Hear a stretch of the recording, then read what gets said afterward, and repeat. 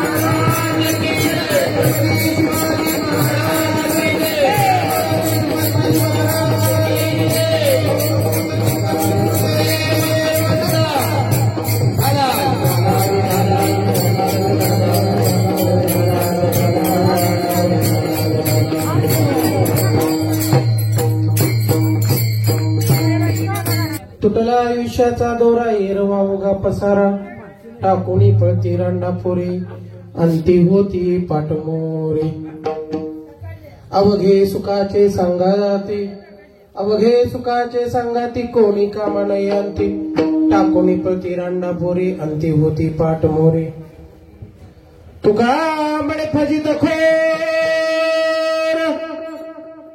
माझे माझे म्हणे घर टाकुनी पळती रांडापोरी अंती होती पाठमोरी पांडुरंगा करू प्रथम नमन पांडुरंगा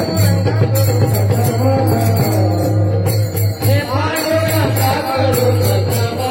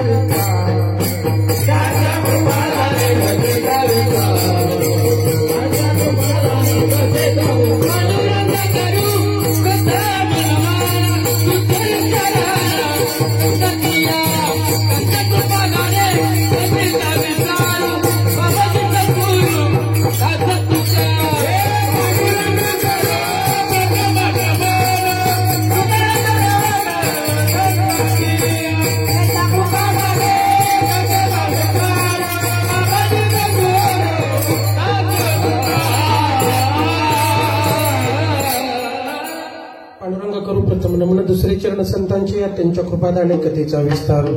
बाबाजी सद्गुरु दास तुका. ओम नमो ज्ञानेश्वर करुणा दाळा तुमचा अनुग्रह लादलो पावन झालो चराचरी. ओम नमो जे आरंभा सकळादी तू प्रारंभा आठवणी तुझी स्वरूप शोभा वंदन भावे करीतसे. नमन माझे स्वाहिनी वाघ हृदय विलासिनी कीर्तन सेवा वदय निर्पणी भावार्थ खाणी जय माझे. नमन माझे गुरुवर्या प्रकाश रूपा तू स्वामिया स्फूर्ती द्यावी कीर्तन सेवा करावया जनिया श्रुतया सुखवाटे. नमन माझे संत सज्जना आणि योग्या मुनिजना सकळ श्रुतय साधुजना. नमन माझे साष्टांगी जयंती केली या स्मरण होय सकळ विद्येचे अधिकरण तेच ओम दुसरे चरण सद्गुरुजी नमस्कार. मी आता मस्तक हे पायावरे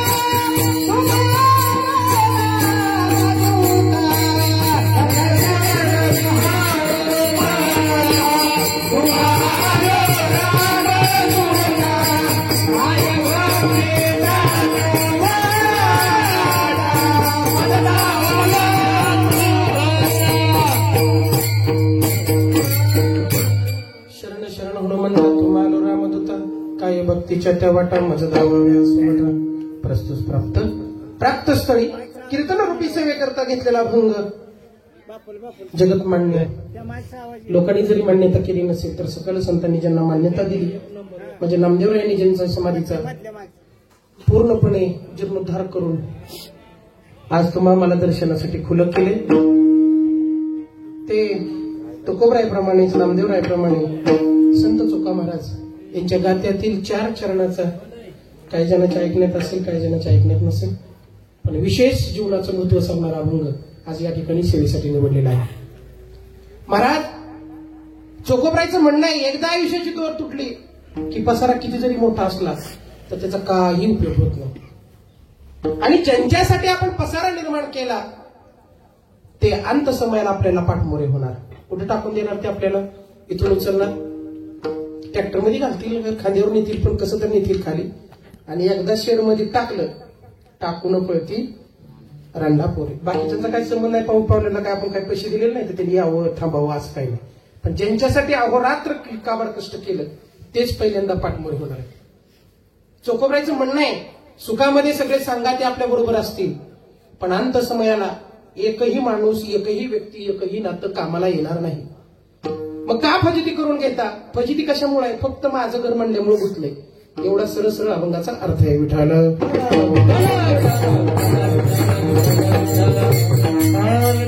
अभंगाकडे वळण्यापूर्वी वक्त्याचा धर्म आहे अल्पसा हा परिहार द्यावा लागतो.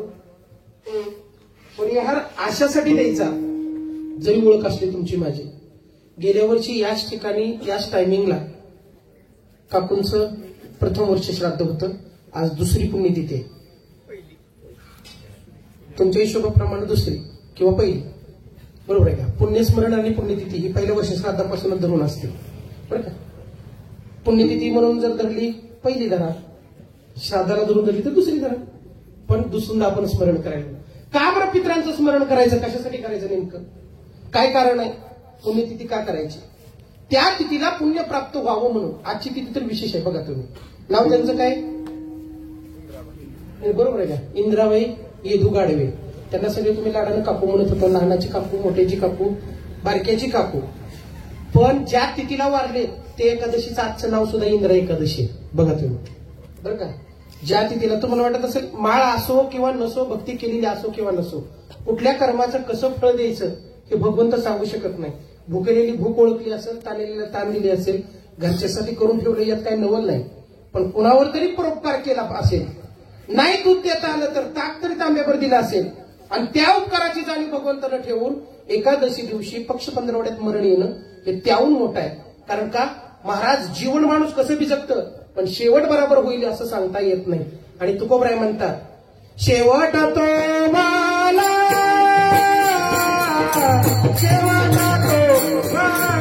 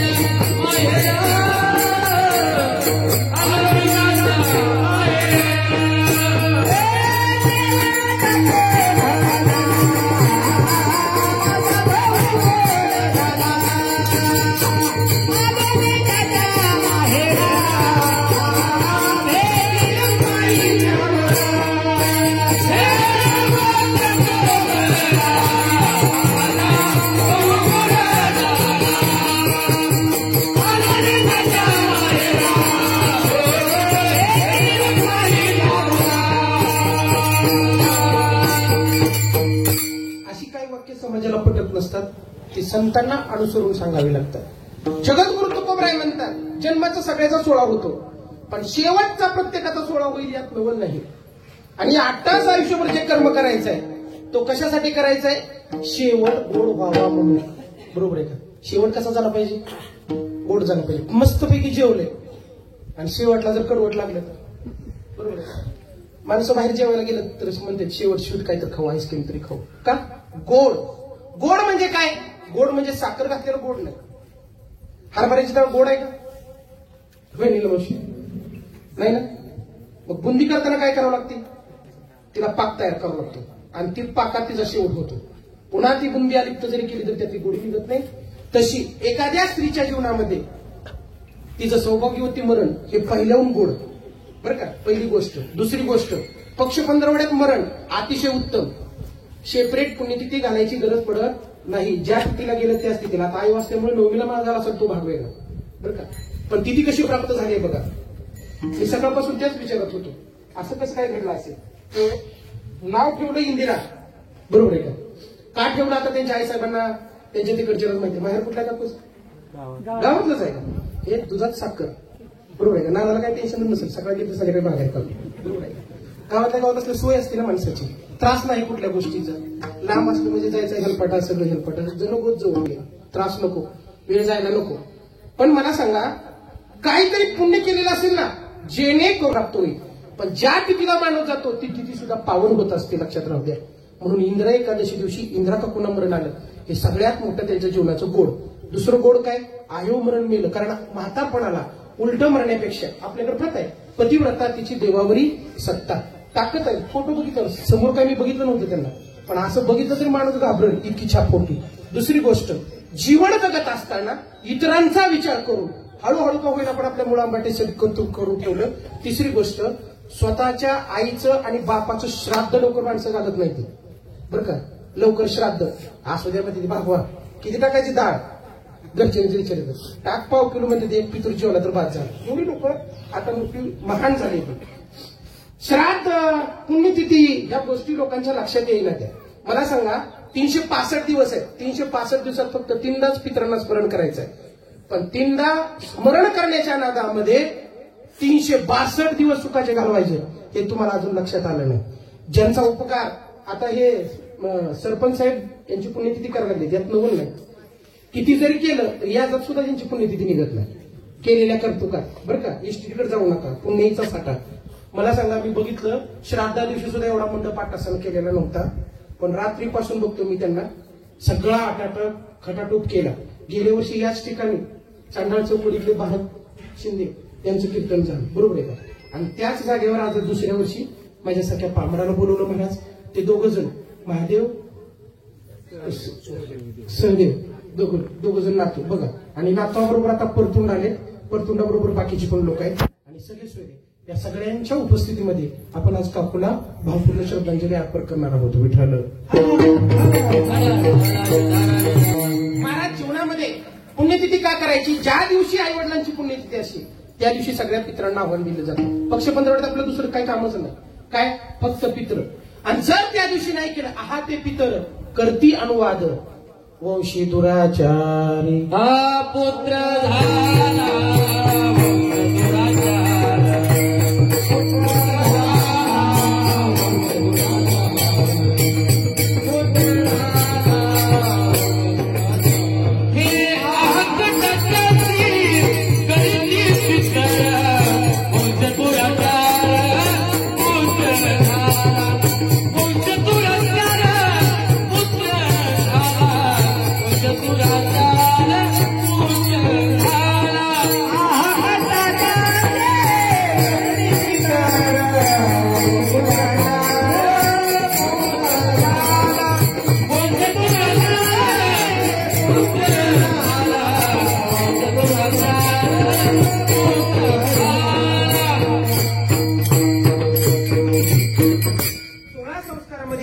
कर्म आपला धर्म आहे.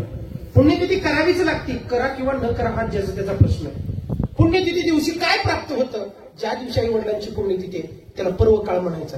जसं महाशिवरात्रीला पुण्य अर्पण केलं जातं किंवा कृष्णाष्टमीला पुण्य प्राप्त होतं.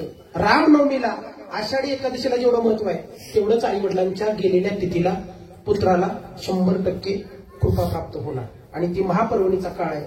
म्हणून महाराज म्हणतात एक तर त्या दिवशी अन्नदान व्हायला पाहिजे.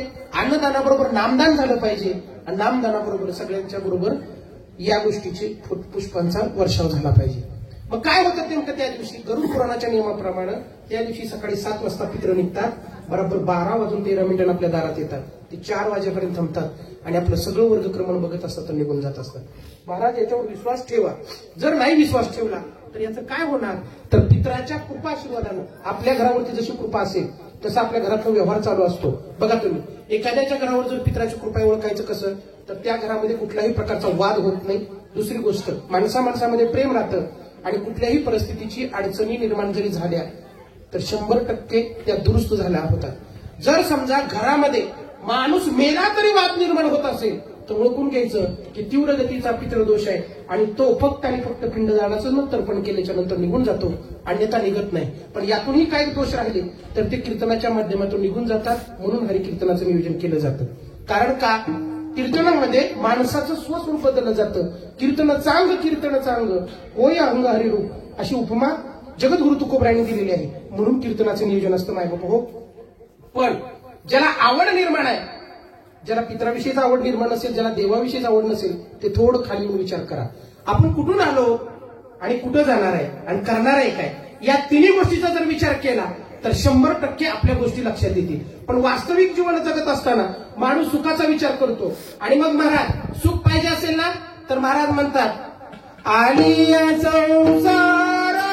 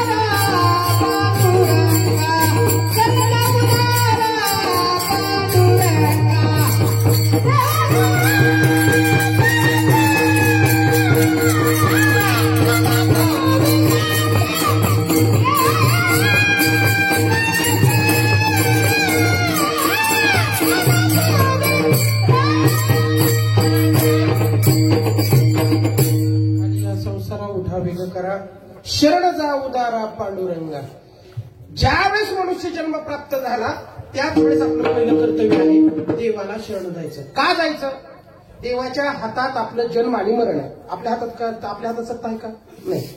ज्या दिवशी भगवंताला वाटेल याचा पत्ता आज विसरायचा नाही त्या दिवशी त्याचा पत्ता कट झाल्याशिवाय राहत नाही. मग तो उसात धरत असू द्या नाहीतर कीर्तनात बसलेला असू द्या, इथं काही सांगता येत नाही. महाराज जगामध्ये देव कुणाला म्हणायचं? ज्याची अख्ख्या जगावर सत्ता आहे त्याला देव म्हणायचं. त्याच्या सत्तेने सूर्य चालतो, त्याच्या सत्तेने चंद्र उगवतो, त्याच्या सत्तेने तारांगण तयार झालं, त्याच्या सत्तेनं स्वर्ग मृत्यू पाताळ या सगळ्या गोष्टीचा व्यवहार चालतो. ज्याच्या सत्तेनं आकाश पळतं, ज्याच्या सत्तेनं हवा चालती, ज्याच्या सत्तेनं अग्नी आहे, ज्याच्या सत्तेनंच पाणी आहे. मला सांगा 2 दिवसात पावसानं कसा काहूर घातला? कुणी का अडवलं नाही सांगा? रडायची वेळ आली, शेत उठून गेली. कशामुळे झालं हे? याचं कारण सुद्धा आपणच आहे. आपण ज्या गोष्टीसाठी जन्माला आलो तेच कारण विसरून गेलोय. तुम्ही आम्ही जन्माला का आलो, कशासाठी आलो माहितीये का? 83 लक्ष फिरून माणूस जन्माला आला, पण आल्याच्या नंतर सगळ्यात महत्वाचा विषय उसरला. ज्यानं जन्माला घातलं त्याचीच ओळख बुडाला. बघा तुम्ही, आपण जर समजा आई वडिलांनी सगळ्या गोष्टी तयार केल्या आणि जर माणूस आई वडिलांनाच विसरला तर तीच आई वडील आहे याच्या इस्टेटीतून बेदखल केल्याशिवाय राहत नाही. मग जगाचा माईक ज्यानं आपल्याला 9 महिने 9 दिवस गर्भामध्ये सांभाळलं महाराज, बाहेर आल्याच्या नंतर आई वडील सांभाळतील यात नवल नाही, पण गर्भात असताना कुणी केलं आपल्याला सगळं सांभाळ? सांगा मला, कुठून किडनी आणली, कुठून हृदय आणलं, कुठून डोळा आणलं, कुठून सगळं फिल्टरनेशन टाकलं? बघा तुम्ही, जिथल्या तिथं सिस्टीम करून ठेवली. आयता पुतळा तयार झाला कुठं? पोटात. आणि मग जीव जन्माला आला. येत असताना कितीतरी वेळा विनंती केल्या देवाला, देवा एक वेळ कारी या दुःखा विकारे, एक वेळ कारी या दुःखा विकारे.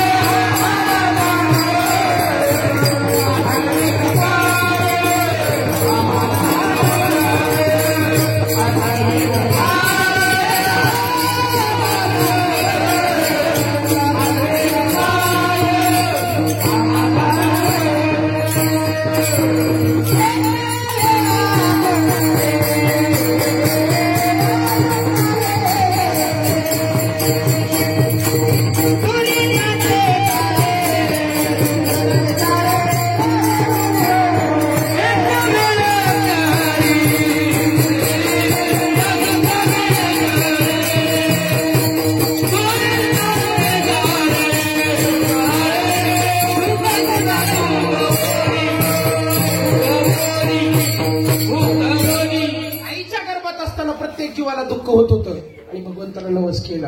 काय केला? देवा एकदाच दुःखातून सोडेल.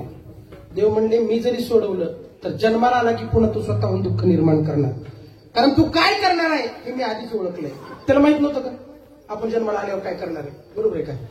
त्याला आजचं नाही 4 युगाचं सगळ्या गोष्टी माहिती आहेत, खानाखुणा माहिती आहेत, आणि त्याला माहित नाही का आपण काय करणार आहे. त्याला सगळं माहिती आहे, सकाळपासून आपण संध्याकाळपर्यंत काय करणार आहे.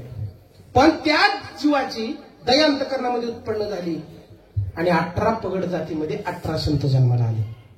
पहिले संत जन्माला आले निवृत्तीनाथ, दुसरे आले ज्ञानेश्वर माऊली, तिसरे आले सोपन काका आणि चौथी आली मुक्ताबाई. या चौघांचा प्रवास चालू झाला आणि मग महाराज इकडे पैठणनाथ महाराज जन्माला आले. त्यांच्याबरोबर अनेक साधू संत जन्माला आले. एवढेच नाही, पुंडलिक राया जन्माला आला. बरोबर आहे का? पुंडलिक रायानं पण तेच केलं जे आपण आता सध्या करतो ते. महाराज जीवाला जन्माला आल्याच्या नंतर एक नाद लागला, सुखाचा शोध. पण नेमकं सुख जिथं पाहिजे तिथं शोधत नाही. बघा तुम्ही आम्ही कुठे सुख शोधतो? संसारामध्ये आहे का? नाही, कारण भेटलं असतं तर कोणी सोडलंच नसतं. फक्त प्रयत्न चालू आहे. अजून कुणाच्या स्वप्नात सुद्धा सुख आलं नाही. मला सुख एक जणालाच होतं. कुणाला? जनक राजाला. एवढं सुख होतं की ज्याच्या भूमीमध्ये जर माता लक्ष्मी जन्माला येत असेल तर ती भूमी काही थोडी असेल का? बरोबर आहे का? जनकाला किती दिवशी वाटलं माझ्यासारखा सुखी प्राणी अख्ख्या जगात कुणी नाही. सगळं का? विधी अवस्था तर होतीच, त्यात काही नवल नाही. बंधू असा होता की जी काही इच्छा व्यक्त करील तोच पूर्ण करायचा, पुढचं एक वाक्य सुद्धा बोलत नव्हता.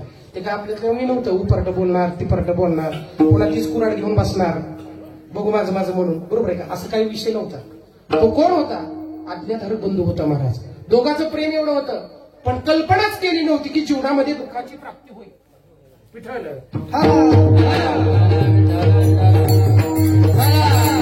दुःखाची कल्पनाच केली नाही. जीवन जगत असताना तुम्ही आम्ही सुद्धा बेसावध आहोत. आपल्याला वाटतं आपल्याला सुखच यायला पाहिजे, पण उंबरट्यावर येतं काय? दुःख. त्याला विचार केला, अहंकार निर्माण झाला आणि देवाला लक्षात आलं, म्हणजे याला काहीतरी दाखवावं लागेल. कारण दुःखाशिवाय माणूस देवाला आठवत नाही. हे कुणाला माहितीये? देवाला माहितीये, तुम्हा आम्हाला जरी माहित नसलं तरी. आणि विधेय अवस्थेमध्ये असणारे जनक राजा एके दिवशी सकाळ सकाळ बसले आणि विचार केला, माझ्यासारखा सुखी प्राणी मीच म्हणून. काय मी भाग्यवान आहे, काय मी पुण्यवान आहे. कारण का कुठल्याही प्रकारची गोष्टीची कमतरता नाही. 4 मुली, 3 भावाच्या आणि 1 सीता, एवढं सगळं असून सुद्धा एके दिवशीचा प्रसंग झाला. यमराजाला सांगितलं, कुणी? देवानं, जा म्हणजे त्याच्या भावाला उचल. कसं दुःख होत नाही बघू म्हटले जनकाने. कुणाला सांगितलं उचलायला? बंधुराजला. ऐन कार्यक्रमात बंधुराज उचलला गेला. कुणाचा? जनकाचा. तात्या. आणि जनकाचा बंधुराज उचलल्याच्या नंतर माणूस मेल्यानंतर काय दुःख असतं हे जनकानं डोळ्यानं बघितलं. दुसऱ्याचं दुःख बघून माणूस दुःखी होत नाही, पण तोच प्रसंग ज्यावेळेस स्वतःच्या जीवावर येतो त्याच दिवशी कळतं काय यात नाहीत आणि काय दुःख आहे. महाराज, प्रत्येक धर्मामध्ये आणि प्रत्येक जातीमध्ये जरी शिकवण असली तर सुख आणि दुःख कोणी पुसलेलं नाही. सुख हे भोगावंच लागतं आणि दुःखही तेवढंच भोगावं लागतं. एवढं दुःख चालू झालं महाराज की विचारायचं काम नाही. पण तरी सुद्धा ईश्वराने इकडं दुःख दिलं आणि दुसरी सुखाची लालसा निर्माण केली. काय? शतानंद महाराज जे अतिशय महान संत होते, ते सहजासहजी जनकाच्या नगरीला पाठवून दिले. शतानंद महाराज कोण आहेत हे जनक राजाला माहित नव्हतं, पण ते कोण होते? ते महान तपस्वी साधू होते आणि तेच जनकाचे गुरु झाले. महाराज, ज्या दिवशी गुरु दिसले त्याच दिवशी जनकाच्या पूर्णपणे दुःखावरती पांघरून पडलं आणि त्यांनी शरण आले. आणि शरण आल्यानंतर जनकाला विषय समजावून सांगू लागले. जन्म हे जन्मच आहे, जन्म झाल्याच्या नंतर मृत्यू 100% येणार. जनकाला सांगितलं, ना मृत्यूचं दुःख ना सुखाचा जन्माचा सोहळा. इथं माणसाला फक्त मिळालंय ते आयुष्य. काय मिळालंय? तुम्हाला आम्हाला जी पुंजी मिळाली ती आयुष्य, पण ते आयुष्य आपण व्यर्थ गमवायला लागलोय. कारण जनकाला काय होता? दरबाराचा गर्व आलेला होता. त्यानं सांगितलं, ही जी पसारा दिसतोय ना, ही पसारा एका क्षणात मिटेल. आणि हेच चिंतन ज्यावेळेस तुकोबराय भागवताच्या रूपाने करत होते त्या दिवशी त्यांच्या लक्षात आला आणि अभंगाचं पहिलं चरण त्यांच्या मनात.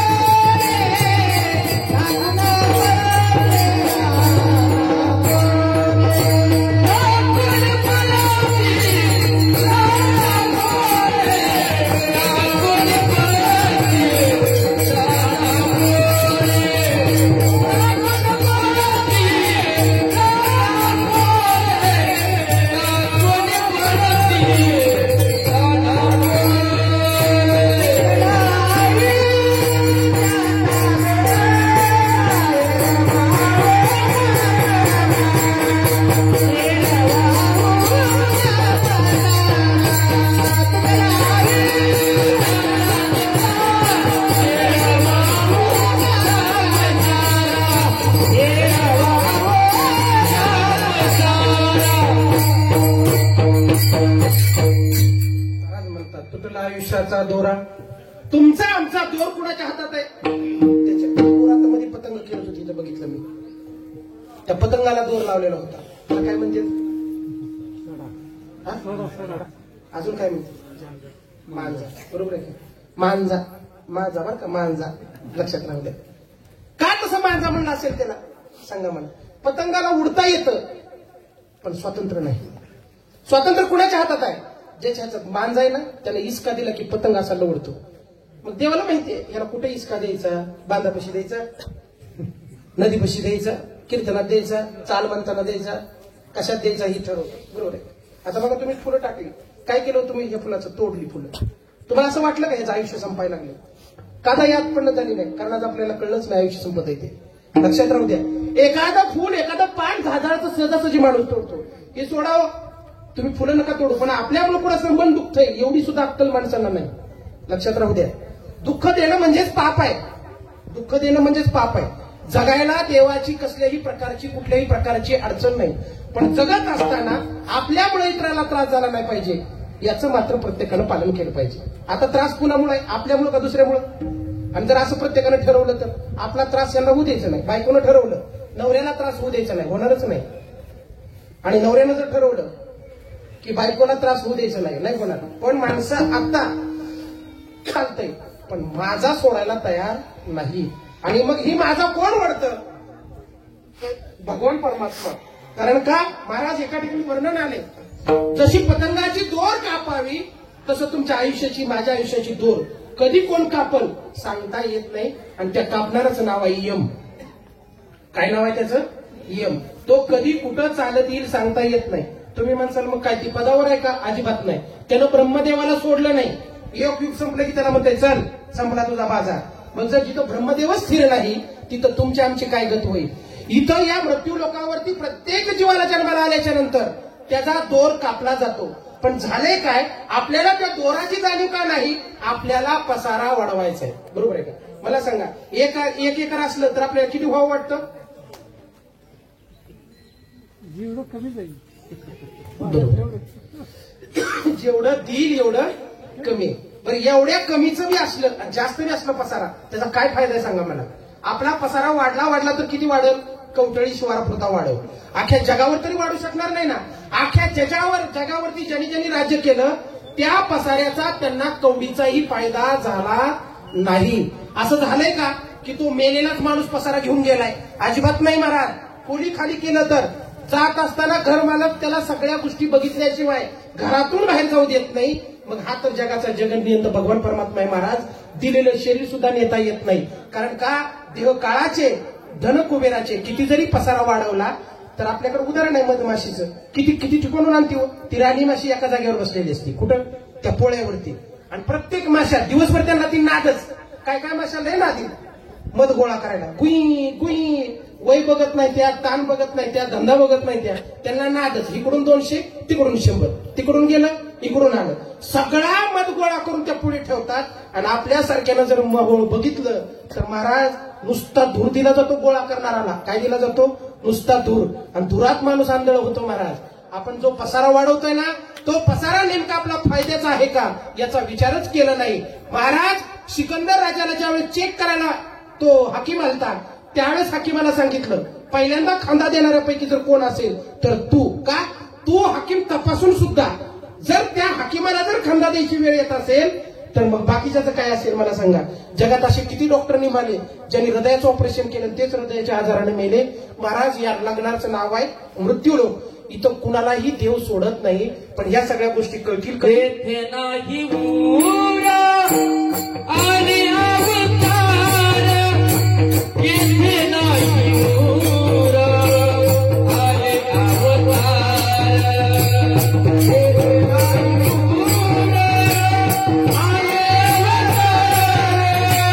तेथे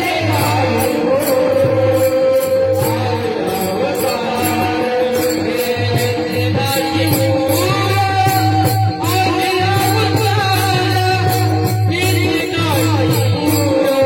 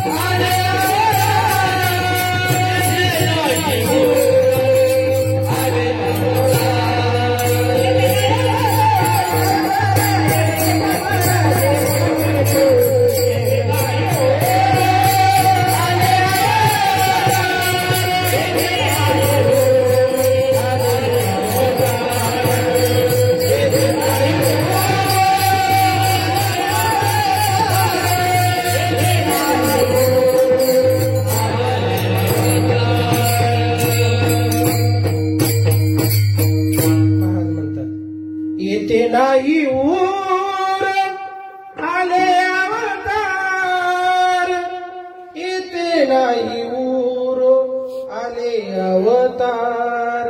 अवताराला देव आले. कृष्ण परमात्म्याला दोनदा द्वारका बुडवावं लागली. कितीदा? दोनदा. महाराज इथं काही स्थिर दिसत नाही. जे दिसतंय ना ते एक दिवस नाश पावणार आहे आणि प्रत्येक वस्तू ही दुःख रूपाने नटलेली आहे. कारण महाराज म्हणतात जर संसाराचं स्वरूप पाहिलं तर दुःख आहे आणि देवाचं स्वरूप पाहिलं फक्त आणि फक्त सुख याची स्वरूप आहे, सुखाचं स्वरूप आहे. म्हणून महाराज म्हणतात आपुला तो एक देव करुणी घ्यावा तेने विना जीवा सुख नव्हे. एवढं संतांनी उघड सांगितलं.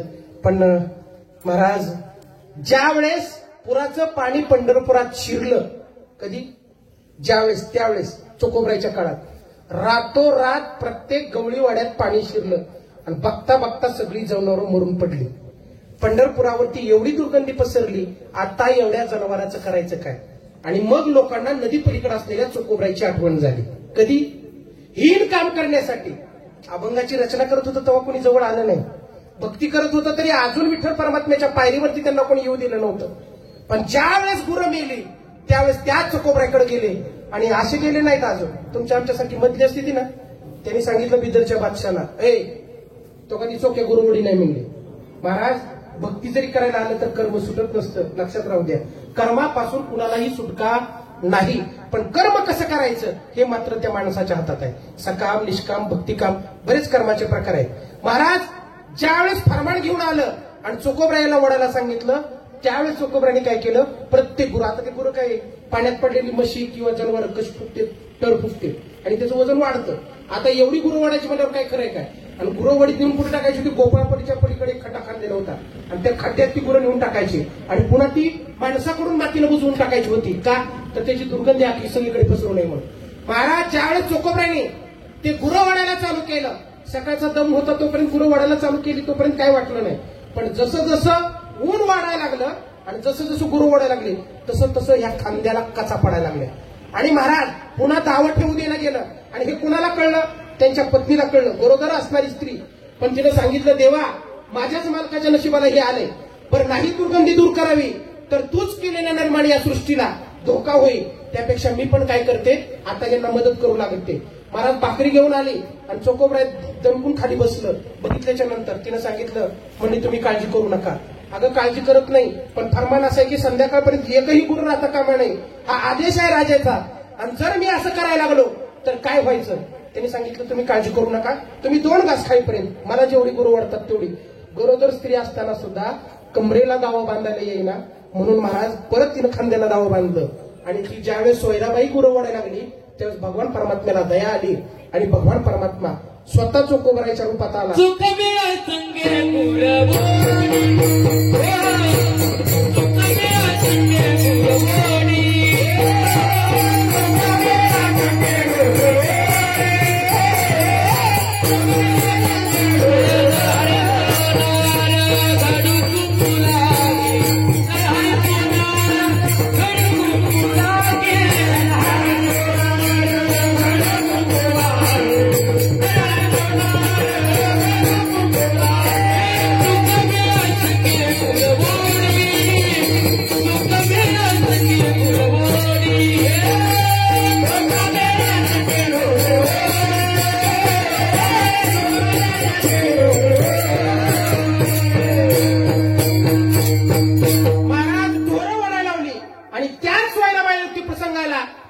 भगवान परमात्म्यानं पितांबर काढलं, स्त्रीचं रूप धारण केलं आणि त्याच सोयराबाईचं काय केलं? बाळातपण केलं. आणि ज्या वेळेस चोकोबराय गावकुसाची भिंत बांधण्यासाठी मंगळवेढ्याला गेलं त्यावेळेस भगवंताला माहित झालं की ह्याचा मृत्यू कुठे लिहिलाय? या भिंतीत महाराज. आणि बांधलेली कच्ची भिंत चोकोबरायने ज्याने अभंग निर्माण केला ना तुटला आयुष्याचा दोरा, त्यांच्या खांद्यावरती ज्यावेळेस भिंत पडली आणि चोकोबरायचा अंत झाला. जी सोयराबाई बाळातपणासारख्या पिढीत सुद्धा नवऱ्याला साथ देत होती तिला सुद्धा चोकोबरायला टाकून द्यावं लागलं आणि महाग एकटीला राहावं लागलं. मग आपल्या तर ध्यानात उठताना बसताना नुसती आपली परपंचिती करतात. बरोबर आहे का? साथ द्यायचं तर लांब राहिलं. आता आपण अडचणीत 70% कोणामुळं गपच झाली माणसं. संन्याशी काय इथे कवडीची माणसं. बरोबर आहे का? आपण अडचणीत कुणामुळं? महाराज कुणामुळं? अहो बायकोमुळं म्हणा ना. ऐकलं तर ऐकलं काय करते नाहीतर मटर रिकामी जायची आमची. बरोबर आहे का? महाराज आपण दुसऱ्या दुसऱ्यामुळे नाही, आपल्याच मुलामुळं आणि आपल्याच पत्नीमुळे. पण हे का झालं? आपलं मन त्याच्यामध्ये गुंतलेलं आहे. म्हणून जगद्गुरु तुकोबराय म्हणतात, नको नको म्हणा गुंतू माया जाळी, नको नको म्हणा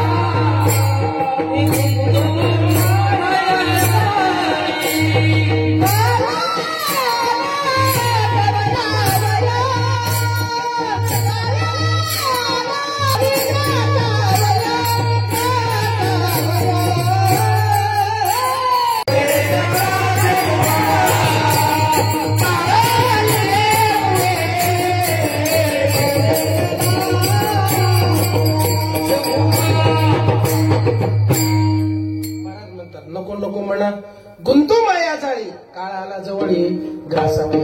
कल्पना करा, आपल्यापाशी यम आला, येणारच आहे ते आता जरी इच्छा नसली तरी, आणि ती वर बसलाय, ती काय म्हणते, खाऊ का तुला? बोका कसा उंदराला म्हणतो खाऊ का तुला, तसा काळ तुमच्या आमच्या पाठीवरती दबा धरून बसला महाराज. या काळानं कुणाकुणाला खाल्लं नाही, या काळानं सत्यवाल्याला खाल्लं, बिगर सत्यवाल्याला खाल्लं. बरं काय, आपण भगवंताच्या स्वस्वरूपापाशी जवळ आहेत महाराज. काळाची उडी ज्या वेळेस पडेल त्यावेळेस आपल्याला कुणीही वाचवणार नाही. आणि ज्यांच्यामध्ये आपण गुंतलोय ते काय करतात, फक्त आणि फक्त आपल्याला मशानापुरती घेऊन जाणार. आणि मशानामध्ये घेऊन गेल्याच्या नंतर सगळ्यात पहिलं महत्वाचं काम पेटवायचं कोण करतं? कोण? ज्याच्यावर लय जीव आहे, ज्याच्यासाठी 4 एकर घेतले, ज्याच्यासाठी बंगला बांधून दिलाय, ज्याच्यासाठी गाड्या आहे, बँक बॅलन्स आहे, त्याचा फायदा फक्त एकच, गाडी वडायला, दुसरं काय. आणि गाडीवरून सगळ्याच्या आधी तीच गोबंधन घालणं निघतं, त्याचं नाव पोरग आणि बायको, लक्षात राहू द्या. म्हणून जगद्गुरु तुकोबराय बरोबर माझे चोकोबराय म्हणतात, अरे ज्यांनी भक्ती केली त्याला काळानं सोडलं नाही, नाही केली त्याला सोडलं नाही. जेवढे सत्ताधारी आजपर्यंत या जगावरती राज्य करायला आले तेवढे सुद्धा सोडलं नाही. मला सांगा, छत्रपती शिवाजी महाराजांना सुद्धा काळानं 42 वर्षामध्ये गाठलं, शंभूराजांना सुद्धा काळामध्ये गाठलं. तुम्ही आम्ही तर बिडकुळीला देणारी माणसं, काळ आल्यावर आपलं काय होईल, पळता होईल थोडी होईल. म्हणून आत्ताच सावध व्हा. आणि मग महाराज म्हणतात, सावध झाले सावध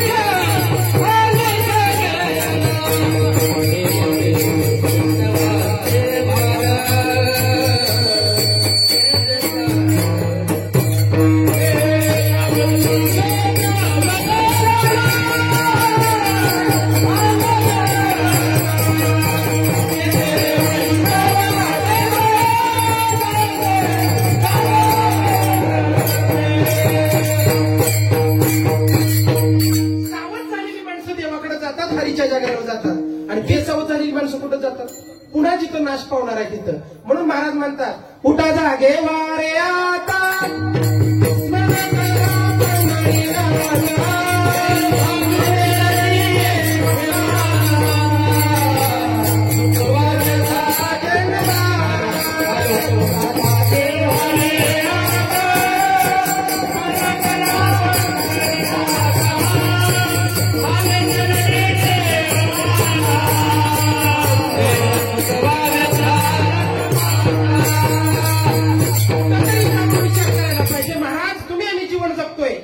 नेमकं जीवन कोणासाठी जगतोय, ती तरी आपली आहेत का? सांगा मला, आहेत आपली? नाही. कधी येतं आपल्याला कळतं, ज्यावेळेस आपल्यावर अंत समय येईल. महाराज म्हणतात, कळ येईल अंत काळ, प्राण प्रयाणाच्या वेळी राहतील निराळी रांडा पोरी. बायको आणि मुलं काय ऐकतो, महिनाभर तुम्हाला ताप येऊ द्या आणि तुमचं काम ह्यांना घरच्याला करायला लावू द्या. म्हणून डॉक्टर बद्दलच कळत नाही की ह्यांना. अहो, सकाळची वैरण नाही काढली तर संध्याकाळी भाकर देत नाही ती. बरोबर आहे का? एवढं स्वार्थी प्रेम फक्त आणि फक्त संसारामध्ये लक्षात राहू द्या. एवढा असून सुद्धा आपण निमूटपणे सण करतो. नेमकं फायदा काय हेच कळलं नाही. लक्षात राहू द्या. काय फायदा आहे? काहीच नाही महाराज. जाताना काही नेता येणार नाही. मला सांगा, एक गरीब माणूस मेला, फेटका भिकारी मेला, भिकारी, आणि बेवारस म्हणून त्याचं प्रेत पडलं होतं. पोलिसांनी पंचनामा केला आणि आता त्यांना ते उचलावं लागलं. आणि एवढ्या जरा मध्यम परिस्थितीचा माणूस मेलता आणि एकदम लय हाय पाय, ज्याचा करोडो रुपयाचा धंदा चालायचा महिन्याला. 3 जणांना बी जाळलं. कुठं? स्मशानभूमीत. आणि सकाळी एक जण आलं येडं तिथं, आणि येडं लागला हसायला. सगळी लोक म्हणजे काय कळतं का नाही तुला, प्रतिष्ठित माणसं बसलीत आणि तिघं चांगली माणसं असून त्या भिकाऱ्याचं जाऊ दे, पण हे बी चांगलं होतं, हे तर प्रतिष्ठित आहे. आणि एवढं मेलं तू राखला बघतो काय ना हसतो काय? ती म्हणलं मी कशा हसतो माहितीये का? म्हणला तुम्ही आज जी बसला ना, आपलं सगळ्याचं सुद्धा असं ढिगार होणार आहे, ही मी कल्पना करून हसायला लागलो. विठ्ठल आहे, विठ्ठल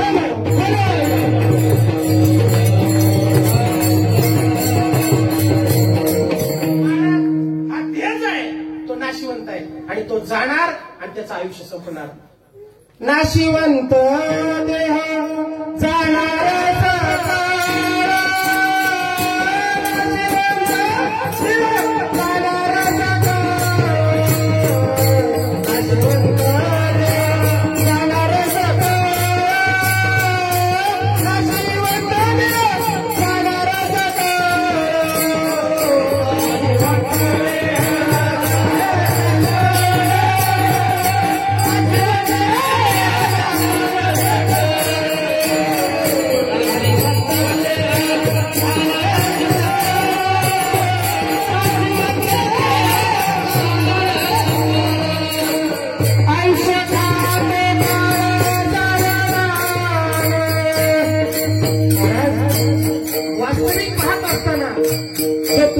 जन्म दिलाय, त्या जन्माच्या आणि मरणाच्या स्टेशनवरती तुम्ही आम्ही प्रवासी आहोत. महाराज, जसं एखादं पाखरू उडून यावं, अंगणातलं दाणं बघावं आणि खाली उतरून त्याला ते दाणं टिपावं. किती जरी दाणं सुरख असले ना, तर त्याचं पोट भरलं की ते उतरून गुंतत नाही तिथं त्या दाण्यामध्ये, ते भुरकरलं उडून जातं. आणि ही प्रसंग माझ्या नाथ महाराजांनी बघितला. आणि ज्यावेळेस त्यांना कळलं, एवढा पक्षी असून या पक्षाला कळतं की गुंतू नये, आणि तुम्ही आम्ही तर मायाजाळामध्ये गुंतून चाललोय. का बरं गुंतवतो आपण फक्त गुंतवतो की हे माझं आहे, ही माझी बायको आहे, ही माझं मुलं आहे. पण महाराज, या सगळ्यामध्ये आपलं आयुष्य संपलंय. कोणी 40 ओलांडलं, कोणी 42 ओलांडलं, कोणी 75 येऊन बसलं, तरी म्हातारा म्हणतं मी 5-5 पाठी खात असतो. काळजी करू नको म्हणतं. अजून 4-5 वर्ष हालत नाही, हालू नको. पण फायदा काय? कितीही आयुष्य जगलं तर शेवट मात्र तुमचा आमचा मृत्यूने होणार आहे, आणि तो मृत्यू कधी कुणाला चुकत नाही. महाराज, आता तरी सावध व्हा. बघा तुम्ही, महाराज म्हणतात पक्षी अंगणी उतरती ते का गुंतवणिया राहती. महाराज, जसा पक्षी अंगणामध्ये गुंतत नाही, तसं जीवाने संसारामध्ये गुंतू नये. हे शाश्वत नाही. एक दिवस आपल्या हातातून हे निष्ठून जाणार आहे. आणि ज्या दिवशी आपल्या हातातून निष्ठायला लागेल ना, त्यावेळेस आपण बेचैन होऊ, तडपडून होतो. का? कारण सत्ता बरी वाटती, पण सत्ता केल्यावरचं दुःख नाही केलं असतं. बरोबर आहे? मला वाटतं 2 टर्म पूर्ण आहे ती. बरोबर आहे? पण ज्या अर्थी सत्ता आली, त्या अर्थी एक दिवस ही जाणार. महाराज, जसा जन्म आला तसा माणूस मृत्यूला सामोरं जाणार. महाराज, जगद्गुरु तुकोबरायांनी भक्ती करत असताना स्वतःकडे पाहिलं होतं आणि त्यांनी वर्णन करलं. महाराज, तुमचं आमचं आयुष्य मागं वळून पाहिलं तर कुणी खाल्लं? काळानं. आपण म्हणतो आजचा दिवस गेला नाही, तो काळानं खाल्ला. ती घडी, ती वेळ परत परतून आपल्या हातामध्ये येणार नाही. महाराज, जगद्गुरु तुकोबराय म्हणतात, सुवर्णाच्या खाणी जर खाणी निर्माण केल्या, डोंगर निर्माण केली, एक क्षणापुरतं आयुष्य तुम्हाला मिळणार नाही. तेवढं मिळालेलं आयुष्य आहे ना, ते दिवसांदिवस कोण खातंय का? म्हणून सावध व्हा. आयुष्य खातो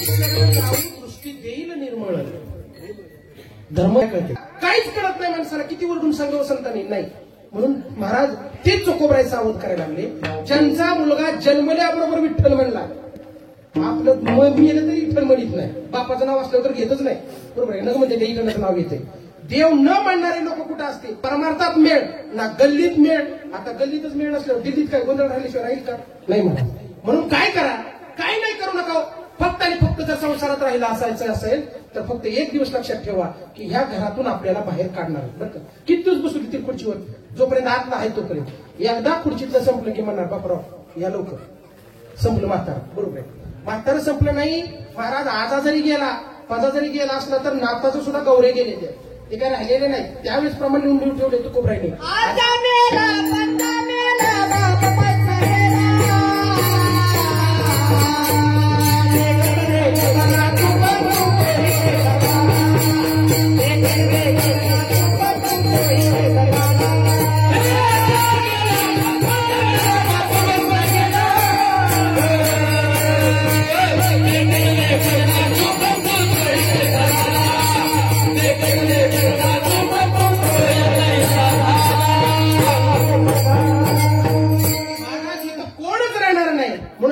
दुसऱ्या चरणात सांगतात आपली अवस्था होईल काय कोणी पळती राधा मोरे कोणी पळती राधा मोरे कोणी पळती राधा मोरे कोणी पळती राधा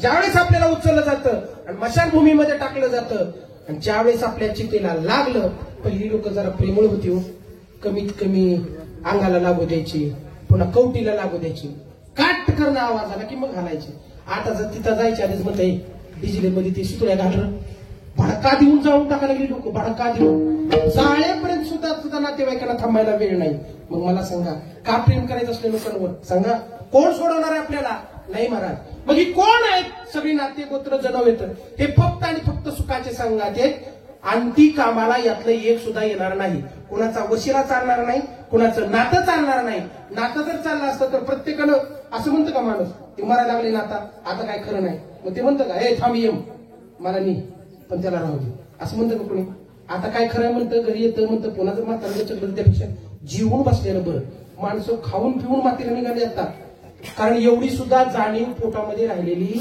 नाही का बरं असं होत चाललं याचं कारण आहे ना संतांची संगत ना वाचन आणि ना कळत नाही महाराज संत कळायला एवढे काही मूर्ख नाहीत लोक लक्षात राहू द्या संत जर तुम्हाला मला कळले असते तर चोकोबरायचा असा विनाश झाला नसता त्याच चोकोबरायला सांगा मला कोण आला अंत समयला येणार नाही ज्या दिवशी अंत आपला आहे त्या दिवशी सुद्धा देव आपल्याला सहकार्य करणार नाही तो सुद्धा मृत्यूला सामोरं जावं लागणार म्हणून तर नामदेव महाराज म्हणतात बळे बांधून या देशी काळा हाते देवा मला कळलंय तुझं भक्ती जरी केली तर तू एक ना एक दिवस या काळाला आमच्याकडे पाठवणार म्हणजे पाठवणार असं आहे का लय भजन केले ह्याला घेऊन ये म्हणतं काय ते देव आता ह्याला संपवणे अजिबात नाही जसा ज्याचा नंबर लागल ठरलेला दिवस आहे त्या दिवशी तुम्हाला जावं लागणार मग करावं काय काही नाही चोकोबराय म्हणतात एवढंच करा, फक्त आणि फक्त देवाचं नामचिंतन. ते साधा आणि सोप्या रूपात कसं विठोबा रखुमाई, हरे हरे विठोबा रखुमाई, विठोबा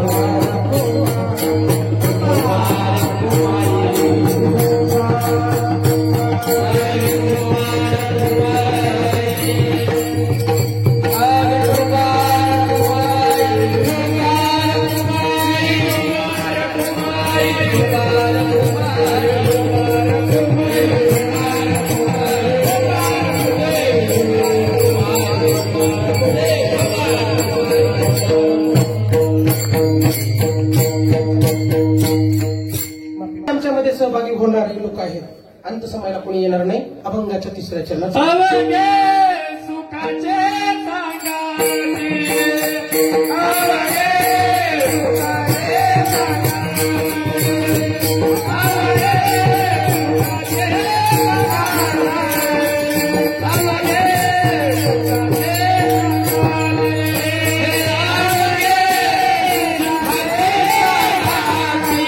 सांगाते,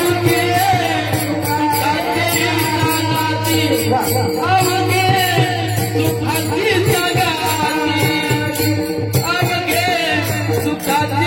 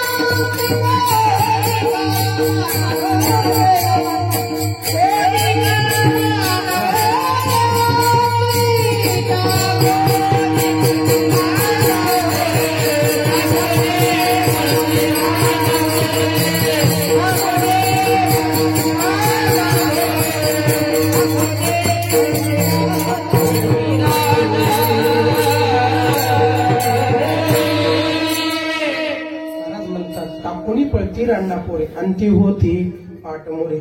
मग तुम्हा मला सोडणारा कोण आहे? तुकोबराय म्हणतात, तुका म्हणे तुला सोडविना कोणी, एका चक्र पाणी वाचून ये. तो कसा सोडवीन? मृत्यू जरी आला तर मृत्यूच्या वेदना मात्र तुम्हा मला होऊ देणार नाही. बोक्यानं पिलू पळवणं मांजरीचं, बरोबर आहे का? आणि मांजरीनं पिलू धरणं, कुत्र्याच्या बेनं बेनं म्हणा, अगर त्या बोक्याच्याच बेनं बेनं, ती धरती तोडणार पण दात लागू देत नाही. तसं जरी तुम्हाला मला मृत्यू प्राप्त झाला तरी मृत्यूच्या नंतर ज्या नरक येत नाहीत ना, ते आपल्याला होऊ देणार नाही. मग महाराज, या नरकापासून सुटायचं असेल तर काय करावं लागेल? कर्मशुद्ध करावं लागेल. कर्मशुद्ध करायचं म्हणजे काय? आधी जाणून घ्यायचं हे बरोबर आहे का? मिरची कशी आहे? किती खातं माणूस? उचली बचकन टाकतो का तोंडात? साखर कशी आहे? गोड आहे. आपल्याला कळलं बरं. मग तसं पाप पुण्य कर्म देवाला द्यायची गरज नाही. देवाचा बाप जरी आला तर द्यायचं नाही. पण कर्म आपल्याला चुकत नाही आणि कर्म कधी कुणाचा पत्ता विसरत नाही. कर्म त्या ठिकाणी बराबर उभं राहणार. कधी उभं राहणार मला सांगा? चुकून दशरथ राजानं बाण मारला, शाप लागला, काय तू पण तुझ्या पुत्र वियोगानं मरशील. ती विसरून गेलं. कोण? दशरथ राजा. बरं झालं म्हणजे मेरणा का बापडीचं पण पोरग तर व्हायला लागले. माणसं किती खुश आहेत बघा. आपण मिळलं तर चालतंय पण पोरग झालं पाहिजे. त्यांना वाटलं आता देव पोटाला आला, आता वशीला लागेल. नाही वशीला लागला. कैकेयीच्या डोक्यात बुद्धी शिरली. कारण का? कर्म काय होतं? कारण नसताना श्रावण बाळ चुकून हातून मेलता. चुकून झालेल्या कर्मातून सुटका झाली नाही. कर्म जसं तसं उभं राहिलं आणि कैकेयीला सांगितलं माग वनवास. आता त्या दोषी कोण ठरलं? मंथरा. काय नसताना बरं का? कर्म दशरथ राजाचं आणि दोषी मंथरा बनली आणि सगळा बोज कुणावर गेला कैकईवर. कैकईचा दोष नव्हता माय बापू हो, तुम्ही आम्ही कैकई वाईट ठरवली. कैकई एवढं प्रेम कुणीच केलं नाही, पण कर्मच असं झालं की त्याच कैकईने त्याप्रभू रामचंद्राला वनवास मागितला. का मागितला तर दशरथ राजाबरोबर जनक राजाला सुद्धा पोरीचं दुःख द्यायचं होतं. पहिल्या आला होतं तुम्ही लक्षात, पहिलं कुठं चाललं होतं, दुःख येणार नाही असं वाटलं म्हणून पोरगी वनवासाला नेली तरी सुद्धा विचारायला जनक राजा रामाच्या दरबारापासून नाही. सकाळपूर्वीनं फोन केला तर बाप डायरेक्ट मध्ये फोन करू दिला काय का तुला, बस गाडीवरून चल. ही आत्ताची प्रथा बघा तुम्ही, काही टेन्शन घेऊ देत नाही कुणाला, पुरीला. पण पोरगी भूमिगत झाली तरी सुद्धा जनक राजाला विचारलं नाही, कारण सद्गुरू सतानंद महाराजांची त्यांच्यावर कृपा झाली. त्यांना कळलं होतं की ह्याचं प्रारब्ध सीतेचं असं आहे. कारण वियोग का नारद महर्षीला फसवल्याचं पाप देवाला लागलं होतं. नारद महर्षीनं देवाला शाप दिलता की त्रेता युगामध्ये ज्यावेळेस तू राम होशील आणि तुझी बायको सीता आयुष्यभर तुमचा संसार होणार नाही, म्हणून रुक्मिणी आई साहेबांनी शाप दिला. आणि तुमच्या विष्णू पुदापुरापाशी अलीकडचे नारदाचं मंदिर आहे. नारदाला सांगितलं कंटिन्यू फक्त एकच महिना उघडा असेल चैत्रात, नाहीतर 12 माही तुला गळ्या इतक्या पाण्यात बुडावं लागेल, कारण तू माझ्यामध्ये आणि पांडुरंगामध्ये वियोग दिला. अनेक गोष्टी आहेत महाराज. मग मला सांगा, जर कर्म देवानं सुटलं नसेल तर तुम्ही आम्हाला सोडेल का? म्हणून जरा सावध व्हा आणि सावध होऊन या आपल्या मायेतून बाहेर या. आपण काय म्हणतो, मुलं माझी घर माझी, पण महाराज हा नरदेह ज्यानं दिला त्याला माझं म्हणत नाही. आणि आपण माझं का म्हणत नाही तर तुमच्या आमच्यामध्ये माया आले. आणि म्हणून महाराज वर्णन करतात, नरासारख्या नर जन्माला आलाच नाही, नरासारख्या नर जन्माला आलाच नाही.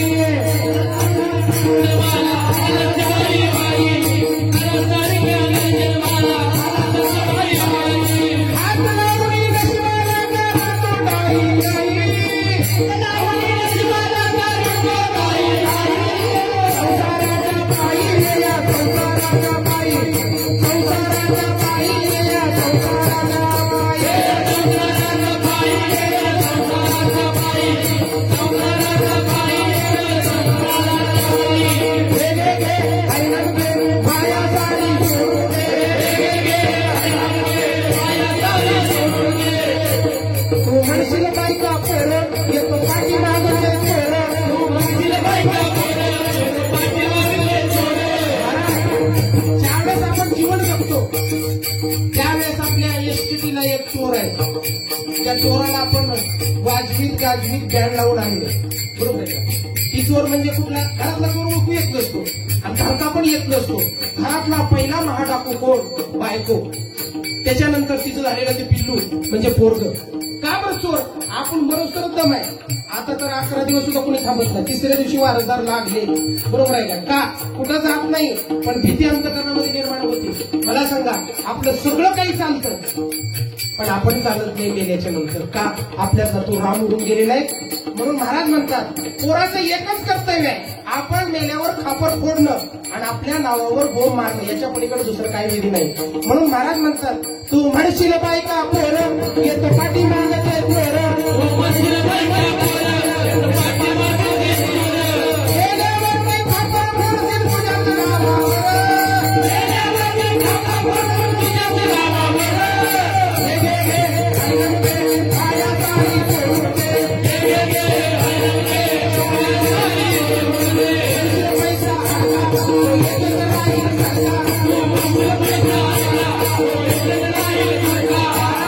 आपण त्या पैशाला किंमत देतो. त्या पैशातले फक्त आणि फक्त किती लागतात माहितीये का? 3 ते 4 हजार रुपये. आणि आपलं भांडवल एकच, 4 बांबू आडव्या 4 फुलेल्या लावलेल्या, बरोबर आहे का? मग केंबाळ बघा झोपायला मनमरी गादी नाही पुन्हा. आणि एकच वस्त्र, पुढारी म्हणू द्या, साधा म्हणू द्या, काही म्हणू द्या, नुसतं माणूस मेले की ते फरफरा कापड वळतंय, बरोबर आहे का? ज्याच्यातनं मासं सुद्धा झालं तर झाडं उपयोगी पडत नाही, इतकं बेकार कापड. तिथं पुन्हा लिलन म्हणत नाही, पुढारी म्हणत नाही, टार्च केले का म्हणत नाही, साधं आहे का म्हणत नाही, कलरचं आहे का म्हणत नाही, काय नाही, गपची बसावं लागतं त्या कपड्यामध्ये. आणि महाराज, कसला जरी माणूस मेला प्रतिष्ठित तर त्याला बांधायला मात्र सुतळीच आहे, लक्षात राहू द्या. आणि त्याच्याबरोबर गाडगं मात्र आहे. तिथं कुणी तांब्या वापरत नाही, तांब्याचं नाही, तांबडा नाही, काय नाही, कुणी म्हणू द्या. म्हणून महाराज या संपत्तीचा गर्व करू नका, कारण याचं फक्त आणि फक्त थोडक्यात उपयोग आहे. जोपर्यंत जीवन आहे तोपर्यंत तिच्या पैशाला किंमत आहे, बाकी अन्यथा नाही. म्हणून महाराज म्हणतात, तू म्हणशील पैसा अडका तर येते राहील सरका. तू म्हणशील पैसा अडका तर येते राहील सरका. मेल्यावरती तुझ्या बरोबर मातीचा मडका. मेल्यावरती तुझ्या बरोबर मातीचा मडका. घे घे घे हरिनाम घे माया सारी सोडू दे. घे घे घे हरिनाम घे माया सारी सोडू दे. म्हणशील घरदार ते येते राहील सारा. तू म्हणशील घरदार ते येते राहील सारा. तू म्हणशील घरदार ते येते राहील सारा. तू म्हणशील घरदार ते येते राहील सारा. गेल्यावरती तुझं घर ते गावाच्या बाहेर. गेल्यावरती तुझं घर गावाच्या बाहेर. गेल्यावरती तुझं घर ते गावाच्या बाहेर. गेल्यावरती तुझं घर गावाच्या बाहेर. घे घे घे हरिनाम घे माया सारी सोडू दे. घे घे घे हरिनाम घे माया सारी सोडू दे. तुकड्या म्हणे तुझी संपत्ती याची क्षणात होईल माती. महाराज आपण मेलं की संपत्तीला काय उपयोग, काय आपण निस्तेज पडणार नुसतं. आपली काय होणार, पांढऱ्या कपड्यात नुसती बॉडी पॅक करणार, घरला आणणार. बरोबर आहे का? माणसाची सवड असती तर खाली उतरतील, नाही तर पायावर पाणी टाकून लगेच तातडीनं सकाळनं कटाळी असती तर बाहेर मेल्यावर तर लेट होती ती. महाराज त्याला गावात सुद्धा येऊ देत नाही. काय करतं काय घेते गावात, एक दोन कुठं घेतं का बसतं तिथं मांडी घालून काय माहिती. पण बाहेरचं प्रेत गावात चालत नाही. जुनी माणसं आणू देत नव्हती महाराज, आणि मग तिथूनच उचललं जातं. मला सांगा, राजा रावणाकडे एवढी संपत्ती होती माय बापू. महाराज ज्यावेळेस राजा रावण धारातीत पडला, तोच रावण लंकेकडे बघत होता. बघता बघता एका क्षणात कोट्यावधी सोन्याच्या घराला आग लागली. आग लागली म्हणजे आताची लागली तशी म्हणत नाही, खरी आग. नाही तर तुम्ही म्हणता भाव वाढल्यावर म्हणतात ना सोन्याला आग लागली, ती किमतीची आग लागली, खरी आग लागली. सोन्याची माती भगवंतानं का केली? रावणाच्या नंतर पुन्हा कुणाला घरावरती गर्व नसावा हे ज्वलंत उदाहरण देण्यासाठी. देव कृपाळू महाराज एक तर वैरत्व करून त्याला त्रास देतो किंवा प्रेमानं गळा भेट देतो. या दोनच गोष्टी भगवंताच्या प्रेमस्वरूप भक्तीमध्ये नारद स्तोत्रामध्ये वर्णन केलेलं आहे.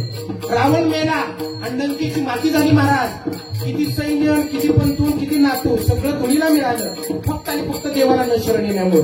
म्हणून महाराज म्हणतात, तुकड्या म्हणे तुझी संपत्ती याची क्षणात होईल माती. रावण मेला लंका जळाली कशी होईल तुझी गती. रावण मेला लंका होईल गती. घे घे घे हरिनाम घे माया सारी सोडू दे. घे घे घे हरिनाम घे माया सारी सोडू दे. आतुला पण लक्ष्मणाला राम काही नाही. संसाराच्या पायी वेळा, संसाराच्या पायी, संसाराच्या पायी वेळा, संसाराच्या पायी वेळा, संसाराच्या पायी, संसाराच्या पायी वेळा, संसाराच्या पायी. आणि म्हणून महाराज जगद्गुरू बरोबर चोकोबराय अभंगाच्या शेवटच्या चरणात सांगतात, प्रचिती करून घ्यायची असेल तर माझं घर म्हणणं सोडून दे. अभंगाचं शेवटचं चरण.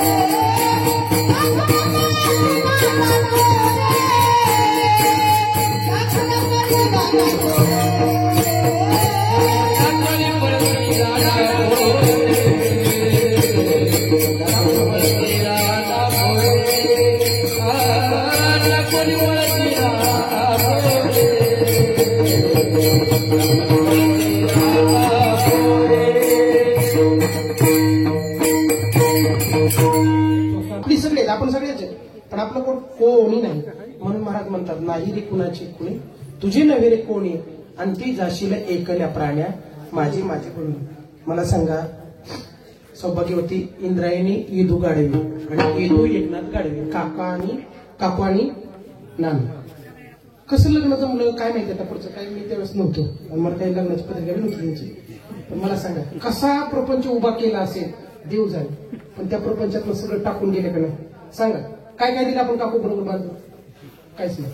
मग आपली कशाला फडफड आहे उच्या गोरिकाने. एवढं करून जर त्यांना नेता आलं नाही, आपला तर अर्धा थोडा बी नाही. मी फक्त बोबाड ऐकला लई नाही म्हणते लोक असं बोलते बरोबर आहे का. मी म्हणलं सरपंचांनी नियोजन केले चांगलं, त्यांना काय झालं म्हणजे काकूने कमवून ठेवलं. पण महाराज कमवायला सुद्धा पुण्याही लागते आणि ते टिकवायला सुद्धा नातांची मुलाची सुद्धा पुण्याही लागते, लक्षात राहू द्या. नाहीतर व्यसनी माणसं बनवून अख्ख्या घराचं वाटलं करून टाकते. पण ते गालबोट अजून सुद्धा ह्या कुटुंबाला लागलं नाही.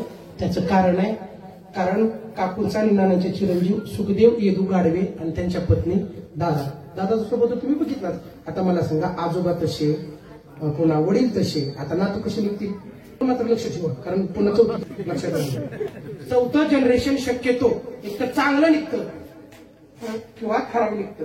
आणि चौथ्या जनरेशन पासून आपण विचार करू नये. एक जण विचार करत होता, त्याला विचारलं तुकोबरायने कशाचा विचार करतो, म्हणला 93 पिढ्यापासून खातील पण 94 पिढीचं काय. ती म्हणजे तुकोबराय तुझा काळ समोर आलाय त्याला बघ म्हणले. आता 94 पिढीचं राहू दे, आपली पिढी सुखात गेली तरी बाद झालं. पण महाराज सुख घेत असताना, संसारात सगळ्या गोष्टी करत असताना परोपकार मात्र विसरू नका, कारण परोपकाराच्या रूपानं मृत्यू येत असताना योग्य टायमिंगला येतो. जसा काकूल आला. आज इंद्रायण एकादशीला एवढे साधू संत महात्मे महाराज या नगरीमध्ये आले. महाराज सरपंच महादेव सुखदेव गाडवे आणि त्यांचे भाऊ सहदेव सुखदेव गाडवे या दोन्ही नातांनी व त्यांच्या मुलांनी आणि सहकार्यांनी बाकीच्या तुम्ही सगळी युवा पिढी